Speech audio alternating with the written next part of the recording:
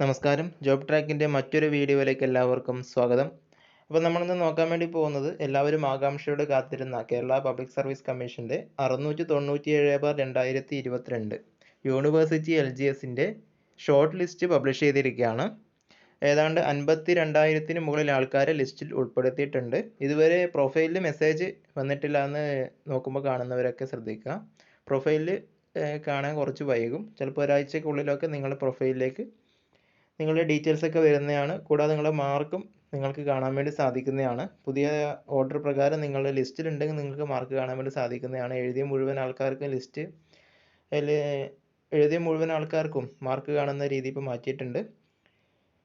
അപ്പോൾ ഇതിൻ്റെ മെയിൻ എക്സാമിന് ഇനി 10-40 ദിവസം മാത്രമേ ഉള്ളൂ. അപ്പോൾ ഇനിയും പഠിച്ചു തുടങ്ങാത്തവർ എത്രയും പെട്ടെന്ന് തന്നെ തുടങ്ങുക. നിങ്ങളുടെ ലിസ്റ്റിലുള്ളവർ മടി കൂടാതെ പഠനത്തിലേക്ക് തന്നെ കടക്കുക. ഇതിൻ്റെ കട്ട് ഓഫ് നോക്കുന്ന സമയത്ത് 55.44 മാർക്കാണ് ഇതിൻ്റെ കട്ട് ഓഫായിട്ട് വന്നിരിക്കുന്നത്. അപ്പോൾ ഇന്നലെയും മിനിഞ്ഞാന്നുമായിട്ടൊക്കെ വിവിധ ലിസ്റ്റുകൾ പബ്ലിഷ് ചെയ്തിരുന്നു. ഇന്നലെ ഏതാണ്ട് 2ഓളം ലിസ്റ്റുകൾ ഈ പ്രിലിമിനറിയുടെ തന്നെ ഭാഗമായിട്ടാണ്. നമുക്കിനി ഇതിൻ്റെ നിലവിലുള്ള ഒഴിവുകളുടെ ഡീറ്റെയിൽസിലേക്ക് ഒന്ന് കടക്കാം. കേരളത്തിലെ വിവിധ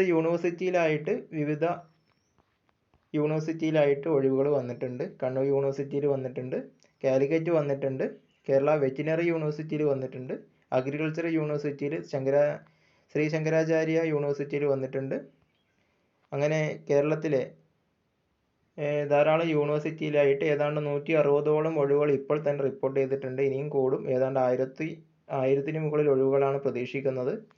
അപ്പോൾ ഇനിയും സമയം കളയാതെ മുഴുവൻ ആൾക്കാരും പഠനം ആരംഭിച്ചിട്ടില്ലാത്തവരടക്കം ആരംഭിക്കുക. ഇതിൻ്റെ സാലറി സ്കെയിലൊക്കെ നിങ്ങൾക്ക് എല്ലാവർക്കും അറിയുന്നതാണ്. 23,000 മുതൽ 50,200 വരെയാണ് സാലറി സ്കെയിലൊക്കെ വരുന്നത്.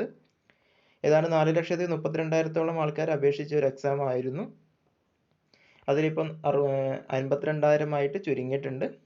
അപ്പോൾ എല്ലാവരും വാശിയോടെ പഠിക്കുക. അപ്പോൾ മറ്റൊരു വീഡിയോ ആയിട്ട് കണ്ടുമുട്ടാം. ബൈ.